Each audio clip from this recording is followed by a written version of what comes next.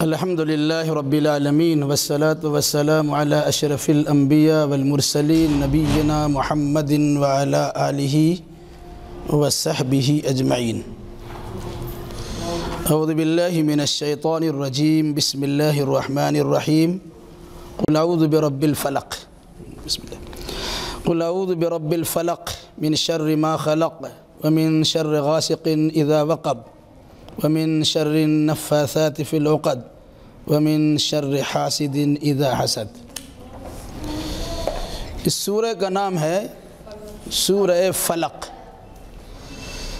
فلق کا معنی ہوتا ہے کسی چیز کو پھاڑ دینا، پھاڑ دینا، چیر پھاڑ کرنے کا نام فلق ہوتا ہے۔ لیکن یہاں فلق سے مراد ہے صبح، کیونکہ رات پھٹ جاتی اور دن چلا آتا، اس مناسبت سے فلق کا معنی ہے صبح۔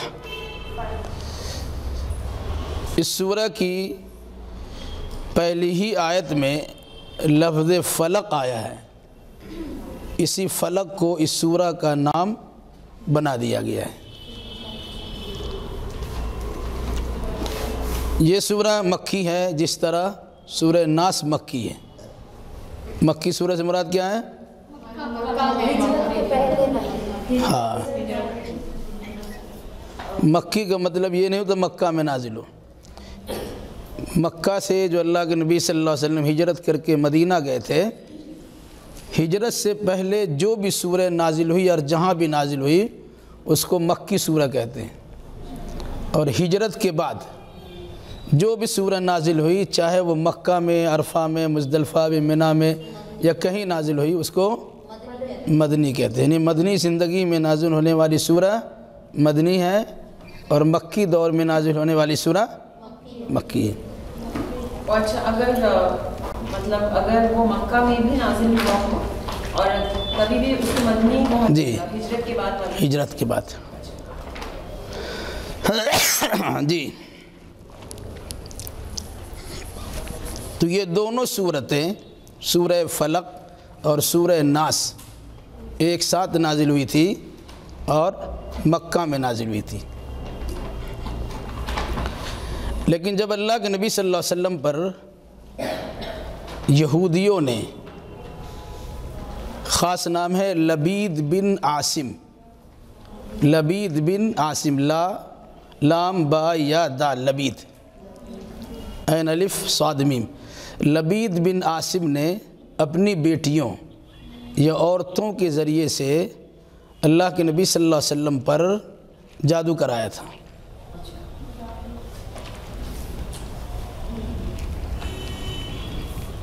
جادو کرنے کا مقصد کیا تھا؟ تاکہ نہ رہے بانس اور نہ بجے بانسری، سنا نا؟ جادو کر کے یہودی اور منافقین اللہ کے نبی صلی اللہ علیہ وسلم کو ختم کرنا چاہ رہے تھے۔ یہ ختم ہو جائیں گے تو ان کا دین ختم ہو جائے گا۔ یہاں پر ایک چیز یاد رکھیے، کچھ لوگوں نے انکار کیا ہے اور کہا ہے کہ اللہ کے نبی پہ جادو نہیں ہو سکتا، اور جس کے نتیجے میں بہت ساری حدیثوں کا انکار کر دیا۔ اور یاد رکھیے گا، اللہ کے نبی صلی اللہ علیہ وسلم بھی مخلوق ہی ہے، ایک انسان ہی ہے۔ جب آپ کو بیماری لاحق ہو سکتی ہے، جب انسان ہونے کی وجہ سے آپ کا سر میں چوٹ لگ سکتی ہے، آپ کے دانت ٹوٹ سکتے ہیں، آپ کو بیماری لگ سکتی ہے، تو آپ پر جادو کا بھی اثر ہو سکتا ہے، ٹھیک ہے؟ جن لوگوں نے بھی جادو کا انکار کیا ہے، کچھ مفسر ہیں، تفسیر کرنے والے، وہ حدیث کا انکار کر کے یہ کہتے ہیں کہ اللہ کے نبی صلی اللہ علیہ وسلم پر جادو ہو ہی نہیں سکتا۔ مگر یہ تو قرآن سے بھی ثابت ہے، جب جادوگروں نے موسیٰ علیہ السلام کے سامنے اپنے جادو کے کرتب دکھائے، لاٹھیاں پھینکی، رسیاں ڈالی، تو وقتی طور سے حضرت موسیٰ علیہ السلام پر بھی ڈر سا لاحق ہوا، اور ایسا لگا کہ شاید اب ہار جائیں گے اور وہ لوگ جیت جائیں گے۔ تو قرآن سے اس کا ثبوت ہے. اس لیے اگر کوئی انسان انکار کرتا ہے اور اس انکار کرنے کے نتیجے میں وہ باضابطہ حدیثی کا انکار کرتا ہے، وہ چاہے بخاری کی حدیث چاہے مسلم کی حدیث، اس کی پرواہ نہیں ہوتی ہے. تو ایسے مفسرین جو کسی بھی حدیث کا جو صحیح حدیث ہو، صحیح سند سے آئی ہو، انکار کرے، اس کی کسی بات پر اعتبار نہیں کرنا چاہیے. تو اللہ کے نبی صلی اللہ علیہ وسلم پر جادو کرائے گیا، یہ پتہ کیسے چلا؟ 6 مہینے تک اللہ کے نبی صلی اللہ علیہ وسلم جادو کے اثر سے پریشان رہے. آپ پر نسیان یعنی بھول کا غلبہ ہو جاتا تھا. کھایا بولا تو کچھ تو کھایا نہیں. دنیاوی معاملات میں آپ کچھ بھول جاتے تھے، لیکن دینی معاملات میں کبھی کچھ بھولے نہیں. یاد رکھیے گا، دنیاوی معاملہ میں ان سے بھول ہوا کہ کام کیا کہ نہیں کیا. اسی طریقے سے کھانا کھایا کہ نہیں کھایا، اس طرح کی بات ہوتی تھی. اور پریشان جیسا لگ رہا تھا کہ آپ کے جسم کو اس طرح سے جکڑ دیا گیا، کسی سے رسی سے رسے دیا جائے تو ایسا لگ رہا تھا کہ آپ کو جکڑ دیا گیا ہے. آپ گمسم حیران پریشان لگتے تھے. ایک دن آپ صلی اللہ علیہ وسلم سو رہے تھے، 2 فرشتے آئے، ایک آپ کے سرہانے پہ کھڑے ہو گئے، ایک آپ کے پیتانے میں کھڑے ہو گئے. ان دونوں نے آپس میں سوال کیا، پوچھ کیا کہ آخر ان کو ہوا کیا ہے. تو ایک بولتے ہیں کہ ان پر جادو کیا ہے. کس نے کیا ہے؟ لبید بن عاصم نے کیا ہے. کیسے کیا ہے؟ بولا کنگھی کے دندانے میں کیا ہے، آپ کی داڑھی یا سر کے بال میں 11 گرہ لگایا ہے، اور پھر اس کے بعد موم کا پتلا بنا کر اس میں سوئیاں چبھو دی. جب اس کو نکالا جائے گا تو یہ اچھے ہو جائیں گے. اسی موقع سے اللہ تعالیٰ نے سورہ فلق اور سورہ ناس دے کر، یعنی یاد دلا کر کہ جو سورہ پہلے نازل ہو چکی ہے، ان دونوں سورتوں کو پڑھیے تو آپ کا جادو کا اثر ختم ہو جائے گا. اللہ کے نبی صلی اللہ علیہ وسلم کے پاس جبریل آئے، انہوں نے آپ سے کہا پڑھیے. آپ نے ان دونوں سورتوں کو پڑھا. پہلی سورہ میں 5 آیتیں ہیں، دوسری سورت میں 6 آیتیں ہیں. آپ کے بال پر 11 گرہ لگا کر جادو کیا گیا تھا. ایک آیت پڑھتے تھے ایک گرہ کھل جاتی ہے، لگا تھوڑا ہلکا ہوگا. دوسری آیت پڑھے اور ہلکا ہوگا. یعنی 11 آیتیں پڑھی گئی اور 11 گرہ آپ کی کھل گئی. تو دوسری بات میں ہے کہ اللہ کے نبی صلی اللہ علیہ وسلم نے حضرت علی کو بھیجا کہ فلاں جگہ جاؤ، ایک کنواں ہے جس میں لوگ گندگی وغیرہ ڈالتے ہیں. اس کنواں میں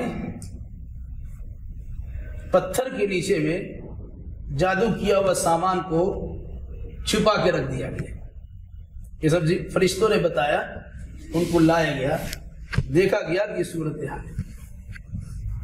پھر یہ پڑھی گئی اور اس کے ساتھ ساتھ ایک دعا تھی، اس سے پہلے میں نے بتایا تھا، بسم اللہ ارقیکا من کل شیء یوزیکا من شر کل نفس اوین حاسد اللہ یشفیکا بسم اللہ ارقیکا. جبریل علیہ السلام نے اس دعا کو پڑھ کر اللہ کے نبی صلی اللہ علیہ وسلم کو دم کیا، اور اللہ کے نبی صلی اللہ علیہ وسلم سے کہا ان دونوں سورتوں کو پڑھیے. جبریل کی دعا بھی تھی اور ان دونوں کی تلاوت تھی، جس کے نتیجے میں آپ جادو سے باہر نکل آئے.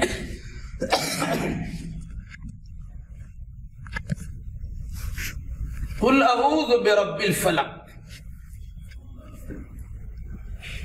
اے نبی کہیے میں پناہ میں آتا ہوں صبح کے رب کی.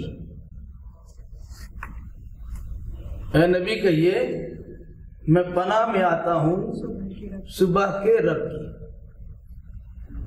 مقصد جس طرح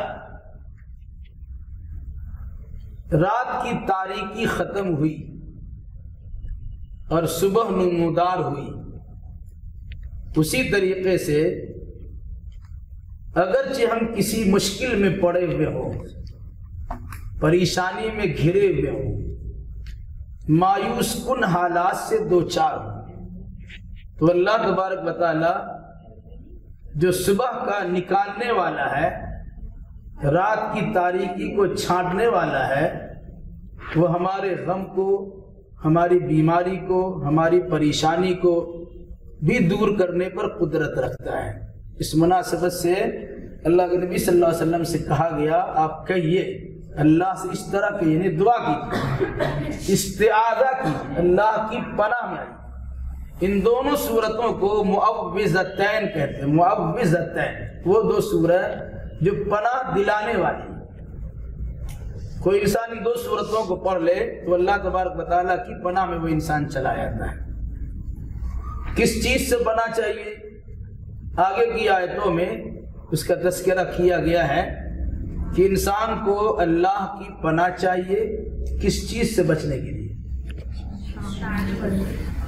قل اعوذ برب الفلق، کہیے کہ میں پناہ میں آتا ہوں صبح کے رب کی۔ اگر آپ پڑھتی ہیں تو ترجمہ آپ کا، آپ بھی اللہ کی پناہ میں آنا چاہتی ہیں، وہاں پر قل تو آپ سے نہیں کہا جائے گا، لیکن دعا پڑھ سکتی ہے اعوذ برب الفلق، میں اللہ کی پناہ میں آتی ہوں۔ کسی بھی پریشانی کے وقت میں اگر نہیں پڑھیں گے وہ سورج کے طور پہ پڑھ سکتی ہے، لیکن دعا کے طور پر صرف اعوذ پڑھنا ہے، ٹھیک ہے؟ تو میں اللہ کی پناہ میں آتی ہوں۔ کوئی حالات خراب ہے، پریشانی ہے، دنگا فساد ہے، فتنہ و فساد ہے، اس قسم کی کچھ خرابی ہے، راستہ چلتے ہوئے ڈر لگتا ہے، ہنگامہ ہونے کا خطرہ ہے، کسی کی چھیڑخانی کا خوف ہے، یا وبا اور مصیبت ہے، پریشانی وغیرہ، جتنی بھی چیزیں ہیں ان سے پناہ کے لیے پوری سورہ پڑھ سکتی، پڑھنا چاہیے، اور نیت کر لیے کہ میں بھی پناہ میں آتی ہوں۔ کیا ہے؟ اعوذ برب الفلق، قل، اے نبی کہیے اعوذ، میں پناہ مانگتا ہوں، برب الفلق، صبح کے رب کی، یا صبح کے رب کی پناہ مانگتا ہوں۔ کس سے پناہ مانگیں گے؟ اللہ ہی سے۔ اس کا سیدھا ترجمہ کیا گیا؟ میں صبح کے رب کی پناہ میں آتا ہوں۔ پناہ کس چیز سے چاہیے آپ کو؟ شیطان سے اللہ کی پناہ، چور سے اللہ کی پناہ، ڈکیت سے اللہ کی پناہ، بدنگاہ والے سے اللہ کی پناہ، بہت ساری چیزیں ہوتی ہیں۔ اس کو قرآن نے جو بیان کیا ہے، من شر ما خلق، من مطلب سے شر مطلب شرارت، برائی، ما مطلب جو، خلق مانے پیدا کیا۔ اللہ نے جو کچھ پیدا کیا ہے، جس کو پیدا کیا اس کو کیا کہتے ہیں؟ مخلوق۔ ترجمہ کیا ہوگا؟ ہر قسم کے مخلوق کی شرارت سے بچنے کے لیے میں اللہ کی پناہ میں آتا ہوں۔ من سے شر، شرارت، برائی، ما خلق جو مخلوق ہے، ہر مخلوق، چاہے جنات ہو چاہے انسان ہو، چاہے سانپ ہو چاہے بچھو ہو، چاہے کیڑا ہو چاہے مکوڑا ہو، چاہے چرند ہو چاہے پرند ہو، چاہے کوئی بھی چیز ہو جس سے ڈر لگتا ہے کہ اس سے آپ کو تکلیف پہنچ سکتی ہے، ان تمام مخلوقات کی شرارت سے بچنے کے لیے اللہ کی پناہ میں اگر آپ آنا چاہتی ہیں تو جو طریقہ اللہ نے اللہ کے نبی صلی اللہ علیہ وسلم کو سکھلایا اور جو دعا سکھلائی، جو سورہ سکھلائی، اسی سورہ کو اور اسی دعا کو ہمیں بھی پڑھنا چاہیے۔ من شر ما خلق، ہر مخلوق کی برائی سے بچنا ہے۔ پھر کچھ خاص چیزوں کا تذکرہ بھی کیا، میں سب سے ہم کو اللہ کی پناہ ہے، لیکن خاص پناہ آدمی سب کو بچنا ہے، ایسا ہوتا ہے۔ اس مناسبت سے کہا گیا ہم کو سب سے تو محفوظ رہنا ہی ہے، لیکن زیادہ ڈر فنا سے اور فنا سے فنا سے۔ وہ فنا کیا ہے؟ وَمِن شَرِّ غَاسِقٍ إِذَا وَقَبَ، من مطلب سے شر مطلب برائی، غاسقٍ مطلب تاریکی، مراد رات، وقب جب چھا جائے۔ کیا فرمایا؟ من شر غاسقٍ إِذَا وَقَبَ، تاریک رات کی شرارت سے، تاریک رات کی برائی سے جب وہ چھا جائے۔ ابھی شام کا وقت ہے، روشنی ہے، یا مان لیا اندھیرا ہو گیا، لائن کٹ گئی، لوڈ شیڈنگ ہو جائے۔ جب بھی چوری چماری کی بات ہوتی ہے آپ دیکھیے گا اسٹیشنوں پر لائن کاٹ دیا جاتا ہے، کتنا کا بکسا غائب، کتنا کا سامان غائب ہو جاتا ہے۔ جو گھر میں بھی چوری کرنے کے لیے آتا ہے، کسی برے ارادے سے آتا ہے، نیت کی خرابی سے آتا ہے، کچھ اور بھی کرنے کے لیے آتا ہو، اس کی پہلی کوشش ہوتی ہے کہ بلڈنگ کا لائن کاٹ دو۔ اجالے میں بہت سارا کام نہیں کر سکتے، اس لیے شرط لگائی من شر غاسق، تاریک رات کی برائی سے، اذا وقب، جب وہ چھا جائے۔ تاریکی چھاتی ہے، دیکھیے شیر ہو کہ سانپ ہو کہ بچھو ہو، کیڑے مکوڑے ہو، یا اس قسم کی بری نیزہ پہنچانے والی چیز ہو، یا چور ہو یا ڈکیت ہو یا بدکاری کرنے کا ارادہ کرنے والے افراد ہو، سب اندھیرا کی جستجو و تلاش میں رہتے ہیں۔ جو اندھیرا چاہتا ہے وہ سب کرنے کے لیے تیار۔ تو کیا کہا؟ رات کی تاریکی کی یا تاریک رات، اندھیر رات کی برائی سے بچنے کے لیے، جب وہ اندھیرا چھا جائے اس سے بچنے کے لیے ہم اللہ کی پناہ میں آتے ہیں۔ مان لیجیے دن میں تو آدمی کو ڈر لگا رہتا ہے، ہم کسی کو چھیڑ خانی کریں گے بچ جائیں گے، نہیں بچ سکیں گے، کوئی دوڑا کے پکڑ لے گا۔ اندھیرے میں کسی کے ساتھ بدتمیزی کوئی کر دیا، مشکل ہے۔ اس مناسبت سے نکلنے پر پابندی ہے، اور اگر جائے تو بڑے احتیاط کے ساتھ جانے کی ضرورت ہے۔ تو رات میں اس قسم کی خرابیاں زیادہ ہوتی ہیں۔ ابھی شہری ماحول میں بتی کا ایک ہجوم لگا ہوا ہے، اس لیے کوئی مسئلہ نہیں ہے۔ آج بھی دیہاتی ماحول میں شام کے بعد جو رات بڑھتی چلی جاتی ہے، تاریکی چھاتی چلی جاتی ہے، اللہ کی چادری راتوں کا الگ سی بات ہے۔ تو کیا فرمایا؟ تاریک رات کی برائی سے جب وہ چھا جائے، کیا چاہیے؟ اللہ کی پناہ۔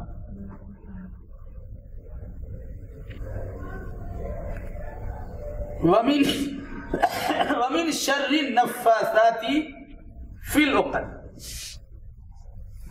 نفاسات جو ہے وہ صفت ہے، موصوف صفت کی بات میں پڑھا رہی تھی موشد میں، جس کو نات بھی کہا گیا، چلو گرامر وہ چیز آئے گی۔ تو اس کی موصوف ہے نفوس، یعنی نفوس نفاسات، پھونکنے والے نفس۔ کیا ہوگا؟ فی الوقت، گروہوں میں پھونکنے والے نفسوں کی شرارت سے بچنے کے لیے میں اللہ کی پناہ میں آتا ہوں۔ اس سے پہلے بات آ چکی ہے کہ لبید بن عاصم نے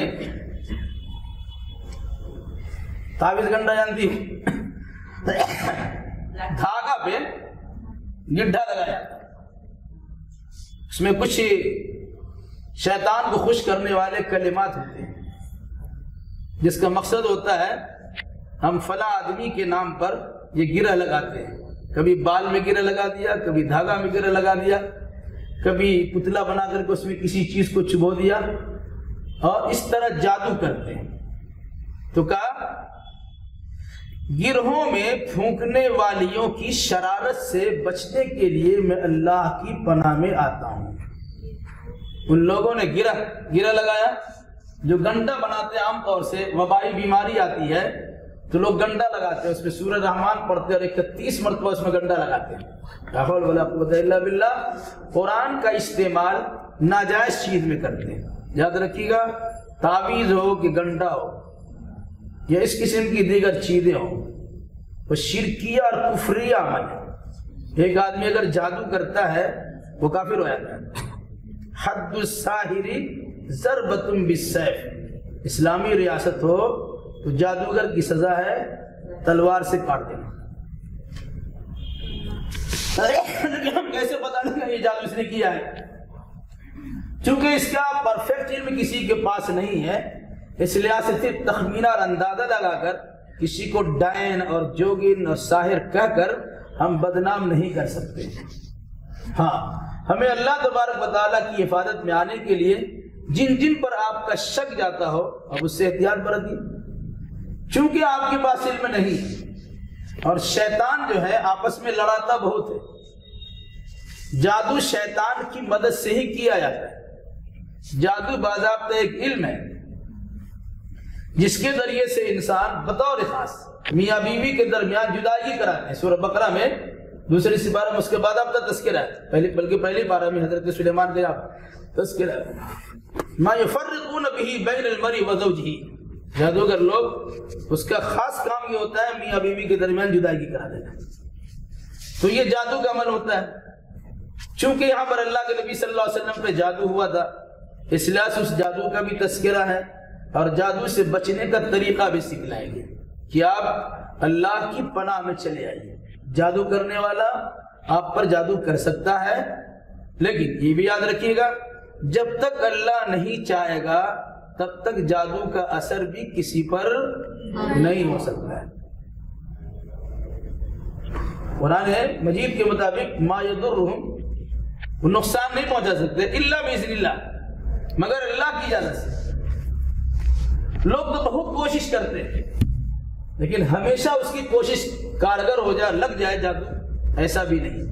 اب اللہ تبارک و تعالیٰ نے اللہ کے نبی صلی اللہ علیہ وسلم پر جادو کا اثر کرایا، اس کی وجہ خاص طور سے یہ ہے کہ آئندہ آپ کی امت کے لوگوں میں بھی اس قسم کا عمل دہرایا جا سکتا ہے۔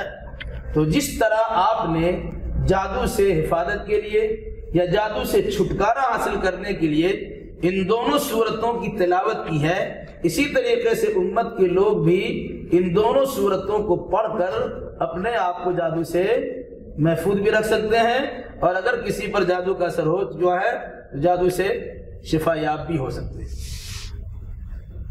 کیا فرمایا؟ جی ایسا کچھ نہیں، 3 بار عام طور سے مغرب میں اور فجر میں ہے، باقی ہر نماز کے بعد اللہ کے نبی صلی اللہ علیہ وسلم پڑھتے ہی تھے۔ رات میں پڑھنے کا طریقہ بتلایا کہ پڑھ کے اپنے ہاتھوں میں دم کیجیے اور بدن پہ پھر لیجیے۔ تو من شر ما خلق ومن شر غاسق اذا وقب ومن شر النفاثات فی العقد، نفس کے معنی ہوتا ہے پھونکنا، جادو کرنے والے گرہ لگاتے ہیں اور اس میں پھونکتے بھی۔ اعوذ باللہ من الشیطان الرجیم من نفسہ ونفخہ، اس طرح کے بھی الفاظ ہیں کہ پھونکوں سے بھی اللہ کی پناہ میں ہم آتے ہیں، شیطان کی پھونک سے انسان ہوتے ہیں۔ کیا فرمایا؟ من شر النفاثات فی العقد، گرہوں میں پھونکنے والے اور پھونکنے والی، مرد بھی جادوگر ہوتا ہے، عورتیں بھی جادوگرنی ہوتی ہے۔ جادو جو بھی کرے گا وہ کافر ہو جائے گا، جادو ہے اس کا اثر ہوتا ہے، اس کا انکار نہیں کر سکتے ہیں، لیکن اثر کو زائل کرنے کے لیے ہمیں قرآنی آیات کی تلاوت کرنی چاہیے اور اللہ کے نبی صلی اللہ علیہ وسلم کی حدیث سے ثابت شدہ دعاؤں کو بھی پڑھنا چاہیے۔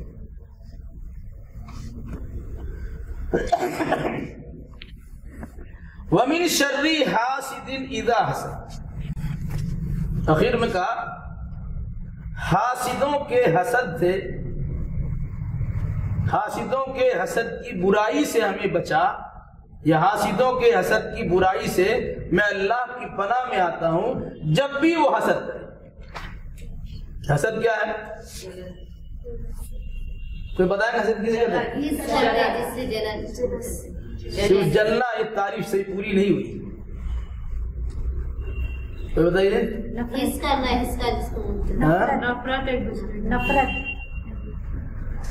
کسی کو کوئی نعمت ملی، خوبصورتی ملی، طاقت ملی، دولت ملی، شہرت ملی، کچھ بھی، جس کو کوئی نعمت ملی ہے، کوئی انسان یہ چاہے کہ وہ نعمت اس کو نہ ملے، ہم کو مل جائے۔ جلنا تو ہے ہی، لیکن جلنا اس کی عادت آدھی تعریف ہے۔ تعریف مکمل یہ ہے اگر کسی کو کوئی نعمت ملی ہے، اس نعمت کے ختم ہونے کی تمنا کرنا کہ وہ نعمت اس کو نہ ملے، ہم کو ملے۔ دولت اس کو اللہ نے کیوں دیا؟ ہم کو دینا چاہیے۔ خوبصورتی اس کو کیوں دیا؟ ہم کو دینا چاہیے۔ اس کے بعد افراد کیوں ہیں؟ ہمارے پاس ہونے چاہیے۔ تو اس کو جس کو حسد کہتے ہیں، کہا حسد کرنے والا جب بھی حسد کرے گا تب تک اللہ کی پناہ میں، یعنی کسی حسد کرنے والے کی حسد کا ہم پر کوئی اثر نہ ہونے پائے۔ اچھا بتائیے، سب سے پہلا گناہ کیا ہے؟ وہ سب سے بڑا گناہ ہے۔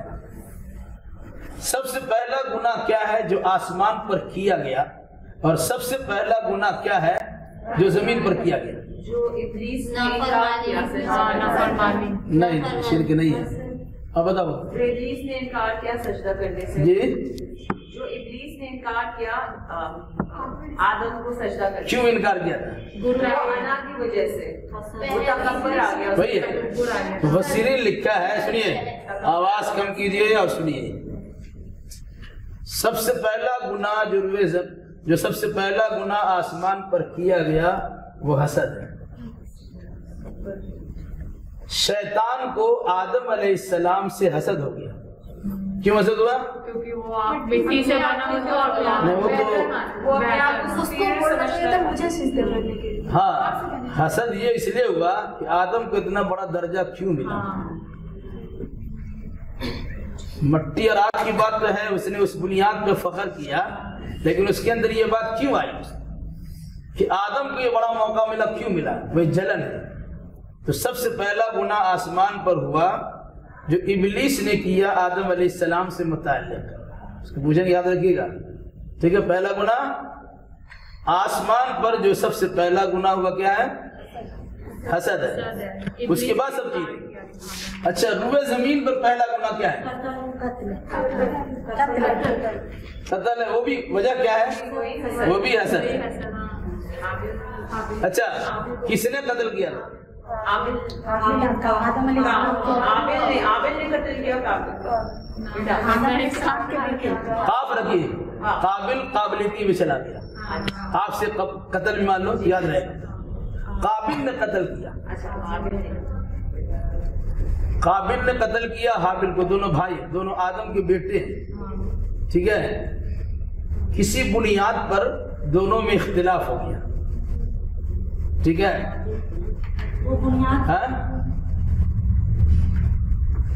ہاں ایک تفسیر یہ بھی ایک تفسیر ہے.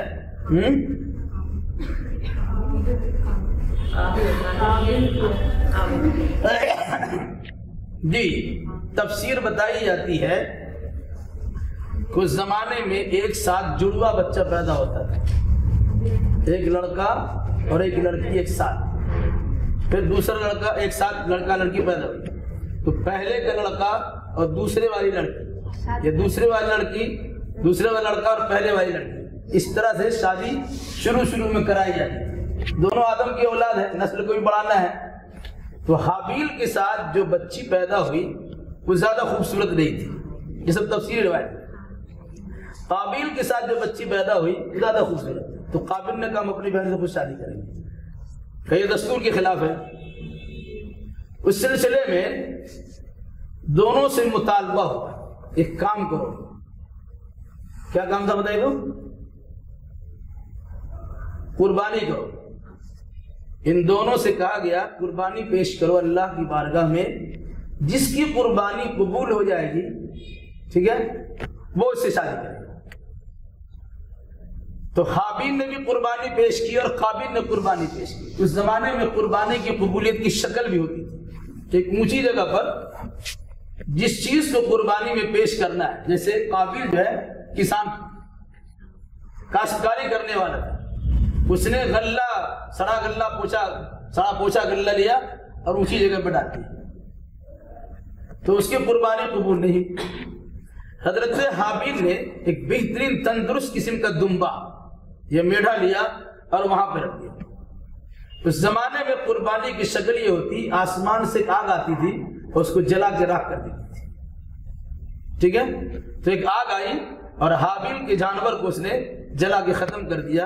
اس کا مقصد یہ تھا کہ اس کی قربانی قبول ہو گئی اور قابل کی قربانی قبول نہیں ہوئی. اس کے بعد قابل کے اندر یہ حسد جلن پیدا ہوا، آخر اس کی قربانی کیوں قبول ہوئی، میری کیوں نہیں ہوئی؟ لاقتلنک، ہم تمہیں قتل کر دیں گے. تو حضرت حابیل نے کہا لئن بسطت الی یدک لتقتلنی ما انا بباسط یدک لاقتلک. اگر تم میری جانب قتل کرنے کا ہاتھ بڑھانا چاہو تو بڑھا لو، میں تمہاری جانب قتل کا ہاتھ نہیں بڑھاؤں گا، یعنی تمہیں ماروں گا نہیں. تو قابیل نے اپنے بھائی کو قتل کر دیا. اس کے بعد ایک چیز اور بھی یاد رکھیے، سب سے پہلا قتل تھا. اب آدمی قتل ہوا ہے، اسے دفن کریں گے، جلائیں، کیا کریں گے؟ تو اس کے لیے پریشان تھا، تو اللہ نے کوے کو بھیجا یہ دکھانے کے لیے کسی چیز کو چھپایا کس طرح جاتا ہے. تو بَعَثَ اللَّهُ غُرَابًا، کوا بھیج دیا. کوا کو دیکھا کہ وہ زمین کھود رہا ہے اور اس میں کچھ چھپا رہا ہے. تو پھر قابیل کو خیال آیا ہمیں اپنے بھائی کو اسی طریقے سے دفن کر دینا چاہیے.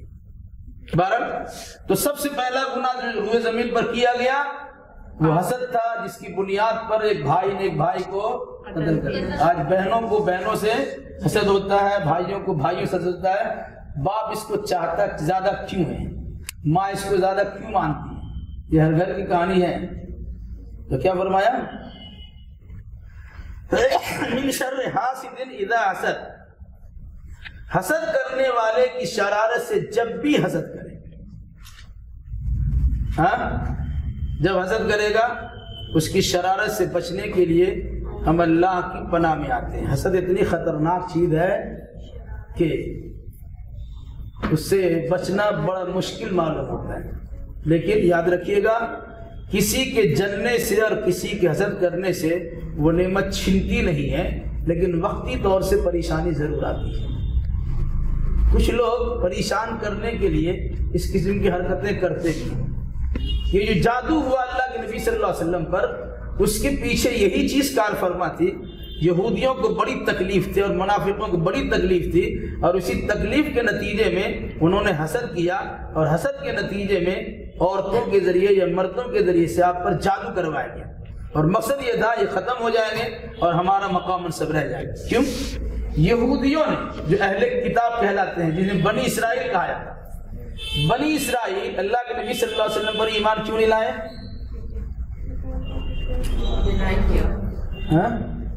کیا کہ اگر ایمان لائے گا وہ بھی مسلمان ہو جائے گا. نہیں، اس کو سوچ رہا تھا کہ اس کا نسل سے رسول سے. ٹھیک. بنی اسرائیل صرف اس لیے ایمان نہیں لائے، ان کا کہنا تھا، ماننا تھا کہ آخری نبی بنی اسرائیل میں آتے. تو اللہ نے بنی اسرائیل میں بھیجا نہیں، بنی اسماعیل بھیج دیا. اسی حسدم من عند انفسہم، یہاں بھی قرآن نے کہا کہ بنی اسرائیل نے حسد کی بنیاد پر اللہ کے نبی صلی اللہ علیہ وسلم کو ماننے سے انکار کر دیا، اور پھر اسی حسد کی بھٹی میں جلنے کے نتیجے میں سوچا کہ ہم ان کا کام ہی تمام کروا دیتے ہیں، ان پر زبردست جادو کا اثر کراتے ہیں کہ نتیجے کے طور پر یہ ختم ہو جائے. چنانچہ یہودیوں نے اپنی عورتوں کو لے کر، یا لبید بن عاصم نے اپنی بیٹیوں کے ذریعے سے اللہ کے نبی صلی اللہ علیہ وسلم کے بال پر 11 گرہ لگا کر جادو کیا تھا. اسی جادو کے کاٹ کے لیے قل اعوذ برب الفلق اور قل اعوذ برب الناس کو پڑھنے کی تلقین کی گئی تھی. حالانکہ ان دونوں سورتوں کا پہلے نزول ہو چکا تھا. سورہ فلق میں کیا ہے فرمائیے؟ آپ جیسے بتائیں کہ وقتی طور پر پریشانی ہو سکتی ہے، تو وہ پریشانی کس کو ہوگی؟ جس کے اوپر نعمت ہے، وہ خاصیت ہے، اس پہ پریشانی ہوگی. جس نے حسد کیا اس پہ پریشانی. دیکھیے ایک چیز یاد رکھیے، وقتی طور سے پریشانی ہوتی ہے تو وہ پریشانی بھی اللہ کی طرف سے ہی آتی ہے. جیسے جادو ہوا تو وقتی پریشانی ہوئی. دوسری چیز، جو انسان حسد کرتا ہے اس کی حاسدانہ نگاہ، جو ڈاہی نظر ہوتی ہے، نظر بڑی خطرناک چیز ہے. جس میں ہے کہ ان العین حق، نظر کا لگ جانا برحق ہے. دوسری کو فرمایا کہ اگر کوئی چیز تقدیر پر غالب آ سکتی تھی تو یہ نظر بد ہے. آ سکتی نہیں ہے، یعنی نظر بد کے اتنا پاور ہے، وہ تقدیر تک پہنچ سکتی ہے. پہنچ نہیں سکتی ہے لیکن پہنچ سکنے کی اس کے اندر طاقت و قوت ہے. مگر معاملہ اللہ نے اپنے ہاتھ میں رکھا ہے.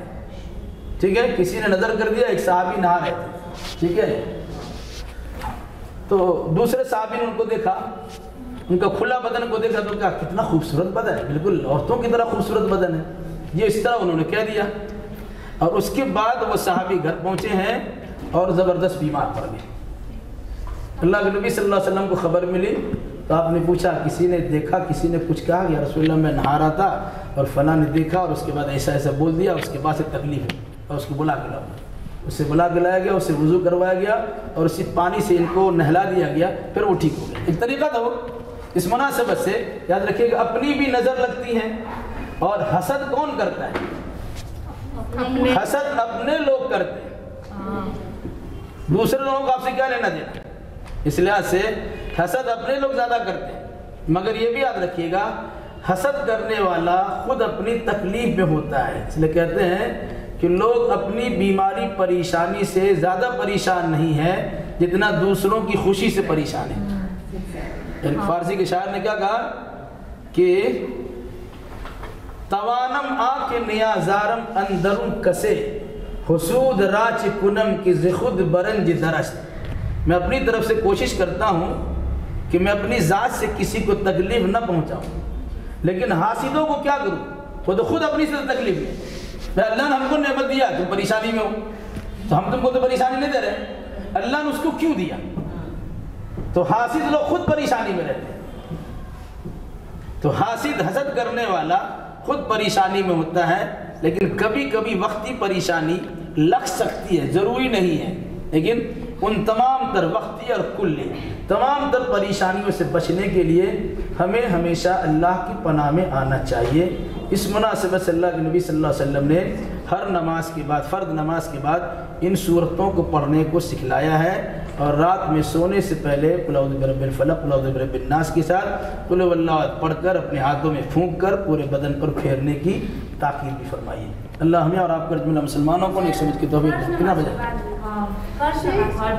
ہاں فرض نماز کے بعد شیخ رات کو ایک بار پڑھی جی، رات کو بھی 3 بار، مغرب میں مغرب فجر میں 3 بار ہے، رات کو بھی تو 3 بار، ایک بار ہاں 3 بار پڑھیے دم کر کے۔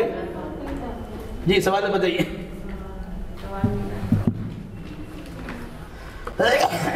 تعویذ بچوں کے لیے ہو کہ جوانوں کے لیے ہو، عورت کے لیے ہو کہ مرد کے لیے ہو، تعویذ بنانا بھی شرک ہے اور تعویذ پہننا بھی شرک ہے۔ نہ بنا سکتے ہیں، نہ بنوا سکتے ہیں، نہ دے سکتے ہیں، نہ دلا سکتے ہیں۔ کچھ لوگوں نے کہا کہ قرآن مولانا بنا کے دیتے ہیں، تو مولانا سے پوچھے کہاں سے دیتے ہیں۔ اس سلسلے میں کچھ لوگ کہتے ہیں کہ قرآنی آیتوں کی تعویذ دی جاتی ہے، تو وہ قرآنی آیتوں کی تعویذ کی شروعات ضرور کرتے ہیں، لیکن بعد میں قرآنی آیتیں نہیں رہتی، بہت کچھ ہو جاتا ہے۔ اس لیے تعویذ دے نہیں سکتے، تعویذ پہن نہیں سکتے۔ تعویذ کی دنیا میں رہنے والا انسان بہت کچھ کرتا ہے، اور اس طرح کی تعویذیں لکھتا ہے کہ قرآنی آیتیں کبوتر کے یا الو کے خون سے لکھتا ہے۔ لا حول ولا قوت۔ جی تو تعویذ چاہے جی کیا لکھتے ہیں، وہ تو اور خطرناک ہے کہ قرآن کے الفاظ کی جگہ پر گنتی لکھتے ہیں، جیسے بسم اللہ الرحمن الرحیم کی جگہ پہ ہرے کرشنا لکھتے ہیں۔ 7 اور 6 جو ہے نہیں، مسئلہ نہیں ہے، وہ اصل میں ہے کیا، قرآن کی آیتوں کی جیسے الف سے لے کے یا تک، الف سے لے کے یا تک حروف تہجی ہے، ہر حرف کے الگ الگ نمبرات ہیں۔ الف کا نمبر 1 ہے، با کا نمبر 2 ہے، جیم کا نمبر 3 ہے، دال کا نمبر 4 ہے۔ اس کے بعد ابجد، حوز، ہتی، کلمن، صافس، قرشت، ززا، اس طرح 1 سے لے کے 1000 تک اس کا نمبر دیا ہے، ٹھیک ہے۔ وہابی کا نمبر 24 آتا ہے، واو، ہا، الف، با، یا، ٹھیک ہے، 24 نمبر۔ لفظ محمد کا نمبر 92 آتا ہے، دیکھیے کہیں لکھا رہتا ہے 736/92۔ تو بسم اللہ جو ہے، بسم اللہ با سے لے کر میم تک اس جو گنتی کیے گئے ان کے جو حروف کے نمبرات جوڑتے ہیں، ٹھیک ہے، تو اس کا نمبر آتا ہے، جو لکھنے میں حروف آتے ہیں اس کا نمبر ہو جاتا ہے 786۔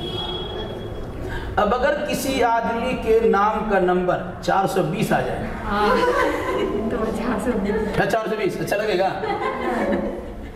جب 420 کہنا آپ کو اچھا نہیں لگے گا تو 786 کہنا آپ کو اچھا کیوں لگا؟ جبکہ روی شنکر کا نمبر بھی 786 ہے، ہرے کرشنا کا نمبر بھی 786 ہے۔ ہرے کرشنا میں ہا، را، یا، کاف، را، شین، نون، الف، اس کے جو نمبرات جوڑیے گا حروف تہجی کے اعتبار سے تو 786 ہوتا ہے۔ تو اگر آپ کا نمبر 420 آئے، آپ نہیں کروا سکتے، بلوا سکتے ہیں، تو ہرے کرشنا کا نمبر اگر بسم اللہ کا آ جائے تو کیسے کریں گے؟ یہاں پر ایک چیز یاد رکھیے گا، بسم اللہ الرحمن الرحیم میں کتنے حروف ہیں؟ 9 حروف ہیں، ٹھیک ہے؟ ایک حرف کے پڑھنے پہ 10 نیکی ملتی ہے، ٹھیک ہے؟ تو بسم اللہ پڑھنے پر 90 نیکی آپ کو ملے گی۔ یہ تعویذ گنڈا والوں نے ان حروف کے نمبرات نکال کر کے آپ کو بلکہ 190 نیکی ہوتی ہے۔ نمبر دیکھ لیں کتنا ہے؟ با سے لے کے بسم اللہ سے لے کے بسم اللہ میں کتنے حروف ہیں؟ گنتی کرو، 9 حروف ہے نا؟ 9 ہے تو 90 نے کیا ہوئی؟ 90 نے کس آپ کو محروم کر دیا گیا۔ اس طریقے سے پورا قرآن کو الجبرا میں لکھ دے گا۔ تراویح کی نماز میں یعلمون تعلمون کرنے کی ضرورت نہیں آئی، اللہ اکبر نمبر پڑھ دیا، یہ ہوا۔ جب بسم اللہ کا نمبر آپ پڑھ سکتی ہے تو سورہ فاتحہ کا نمبر بھی پڑھ سکتی ہے۔ اب دیکھیے اس قرآن میں لکھا ہوا ہے سورتوں کا نقشہ بنایا گیا، ٹھیک ہے؟ اور نقشہ بنا کر کے اسی کا تعویذ گھنٹے کے طور پر لوگ استعمال بھی کرتے ہیں۔ دیکھیے سب کا نقشہ بنا ہوا ہے ان صورتوں کے، جی سب دیکھیے نقشہ بنا ہوا ہے، ہر سورہ کا الگ الگ نقشہ بنا دیا حروف کی گنتی کے ساتھ میں۔ اب یہ قرآن کے ساتھ بے حرمتی نہیں تو کیا چیز ہے؟ الف لام میم اگر آپ پڑھتی ہیں، الف لام میم میں 30 نیکیاں ملتی ہیں۔ الف لام میم 3 حروف ہے، 10 نیکیاں ملیں گی، تو آپ کو 30 نیکیاں ملیں گی۔ اب الف لام میم کی جگہ پر نمبر جوڑ دیں گے تو کچھ نمبر کچھ ثواب ملے گا۔ اس مناسبت سے لوگوں نے قرآن کے ساتھ ایسا برتاؤ کیا ہے کہ اپنی جانب سے حروف کے کچھ نمبرات دیے ہیں، اور نمبرات دینے کے بعد اسی بنیاد پر بہت سے لوگوں کے نام بھی، بہت سا نام تاریخی نام ہوتا ہے، فلاں سن میں پیدا، اسی اعتبار سے تاریخی نام جوڑتے ہیں۔ تو اللہ تبارک و تعالیٰ نے ایسا تو کیا نہیں ہے، ہم لوگ کرنے والے کون ہوتے ہیں؟ جب اللہ اس کے رسول نے ہمیں ان چیزوں سے منع فرمایا اور قرآن پڑھنے کی تلقین کی ہے تو ہمیں قرآن پڑھنا چاہیے، ورنہ پورا قرآن الجبرا میں پڑھ کے ختم کر دیں۔ السلام علیکم ورحمۃ اللہ وبرکاتہ۔ اٹینڈنس بھی ہے ایک میں حاضر رہتے ہیں، رکیے جی ایک سوال ہے، کر لو۔ جیسے سورہ توبہ کے آگے ہم لوگ اسٹارٹنگ میں بسم اللہ نہیں پڑھ سکتے، ٹھیک ہے؟ جیسے ہم لوگ ریگولرلی پڑھتے ہیں تو ایک ایک پیج کر کے پڑھتے ہیں یا رکوع کے حساب سے پڑھتے ہیں، تو اگر پڑھتے پڑھتے چھوڑ دیں اور سیکنڈ ڈے پھر سے اسٹارٹ کریں سورہ توبہ کا، اس کنٹینیو کریں تو بسم اللہ پڑھنا چاہیے؟ آپ پڑھ سکتے، صرف شروع میں بسم اللہ نہیں پڑھنا۔ اچھا ٹھیک، جزاک اللہ۔ جی ٹھیک ہے۔ کیا حمد تعریف رکھا ہے تھا، حماد رکھی زیادہ اچھا ہے، زیادہ اللہ کی تعریف کرنے والا ہو جائے گا۔